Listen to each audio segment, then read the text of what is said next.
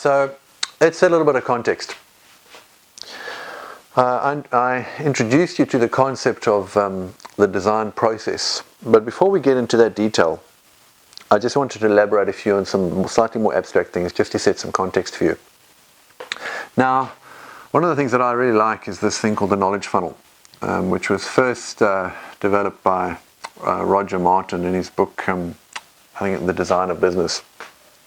And this is the process that we go through when we try and solve problems. So what at the top here is we have this mystery space, which sits over here. And this is all the unknown challenges, the problems that we encounter every day. Now, they can be big macro problems for economics and turning a city into a smart city and fixing traffic and all of those types of things. Those are referred to as the order of problem, or the design order, which I'll deal with next.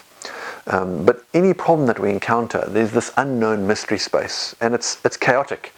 So there's this madness up here, and normally because it's human-centered and human-related, there is this ambiguity, there is this aspect of chaos and unknowns, and you're dealing with a lot of people changing their opinions, shifting, and decision-making processes that are chaotic, which is why it's kind of like this messy sort of picture.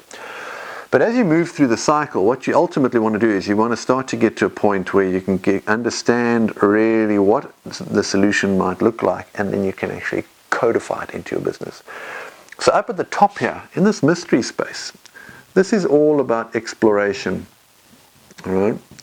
And what it's trying to achieve here is to try and determine, well, what is the validity or even the viability that exists up at the top here. We're trying to determine, is there something in here that we can actually make a business out of, or that we think might solve this problem? And as you go through this cycle, you now get to the stage in which you're looking at reliability, which sits down the bottom here. All right, so now what we're doing here is we're trying to repeat the processes, and we're trying to what is referred to as codify the business. And we codify it in technology, we codify it in processes and procedures and policies, principles, all of those things that we have in an organization. But in the middle here, that's the secret sauce. That's where in Design Chain we've seen the value of what we refer to as individuals, which are super mixers. And effective businessmen, effective problem solvers, they are these mixing individuals. They can mix business models, they can mix processes, they can mix capabilities and products and services into new offerings and new services to the market. So yeah, I refer to this as the mixed space, but in actual fact, Roger Martin refers to it as the heuristic space. And this really says, well, what is the rule of thumb that we might be able to apply in order for us to solve this problem? This could be a business model. We might pursue a disintermediation business model.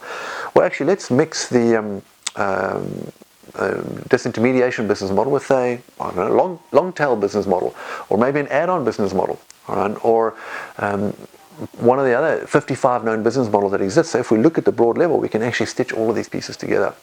Or it might just be, let's actually look at stitching this product together with this product and what it might actually look like.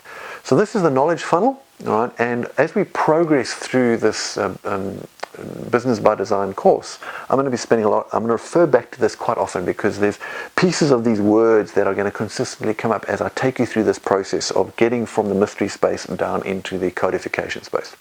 Thank you.